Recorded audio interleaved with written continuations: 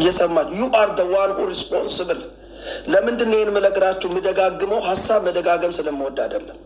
ሰዎች እንደሆነ ወሬ እንዲሰሙና እንዲያልፉ ስለማልፈልግ ቲንክ አባውት እግዚአብሔር ከማን ጋር ቡና መጠጣት እንዳለብሽ አይመርጥልሽ። ከማን ጋር ሃንጋውት ማድረግ እንዳለብህ አይመርጥልም። ከማን ጋር አብረ ቢዝነስ ቡና መነገድ መጀመር እንዳለብህ አይመርጥልም።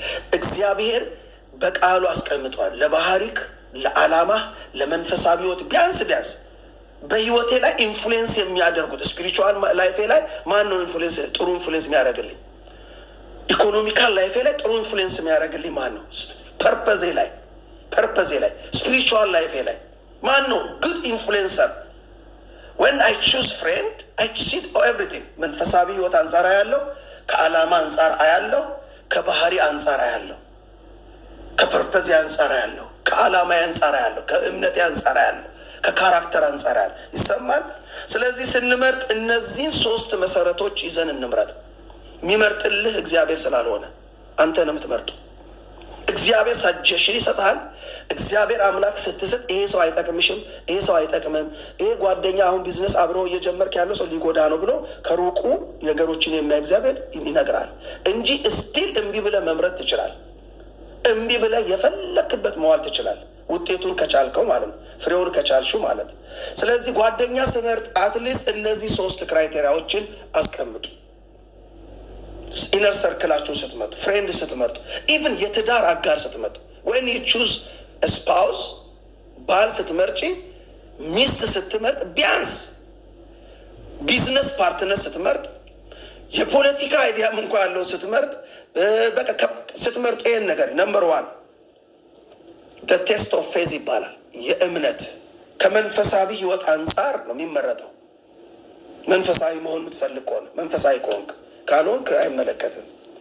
ኢፍ ዩ አር ስፒሪቹዋል ፐርሰን ሀብ ስፒሪቹዋል ቫሊዩ ያለው ሰው ፈልግ። ጸሎት ቤት መሄድ የምወደውን ሰውዬ ከጸሎት አስቀርታ ጭፈራ ቤት እንሂድ የምትል ሴት ምን ያደርግላል?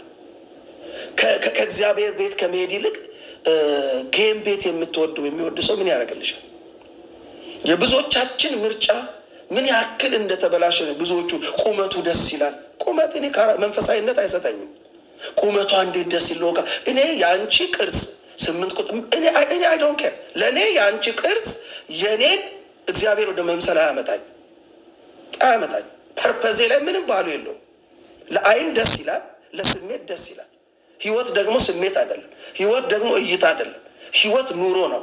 ለህይወቴ፣ ለዓላማዬ፣ ለመንፈሳዊነቴ ሞስት ኦፍ አስ ካርናል የሆነ ስሜት ላይ ብቻ የተመሰረተ ነው ምርጫችን። ዳስፋዊ መስዳብ እንገባለን፣ ዋጋ ከፍለን እንወጣለን፣ እንሰባበራል፣ እንቅጥቅጣችን ይወጣል።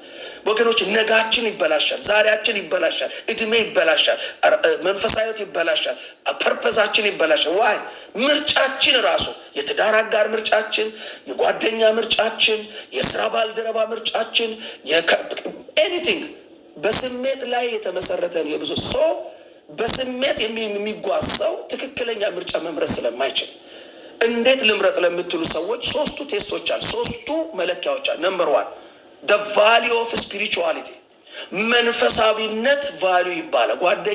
ወንድ ጓደኛ ስመርጥ ውብሸት አየለ የሚባለው ሰው ሳይ ምን ትፈልጋለህ ካል ስፒሪቹዋል የዚህ ሰውዬ ስፒሪቹዋል ቫሊዩ ምንድን ነው? አላጋጭ ነው? አሸዋፊ ነው በመንፈሳዊ ነገር ወይስ ለመንፈሳዊ ነገር ቫሊዩ ይሰጣል? ነምበር ቱ the test of purpose ይባላል። ከዓላማ አንጻር ይታያል።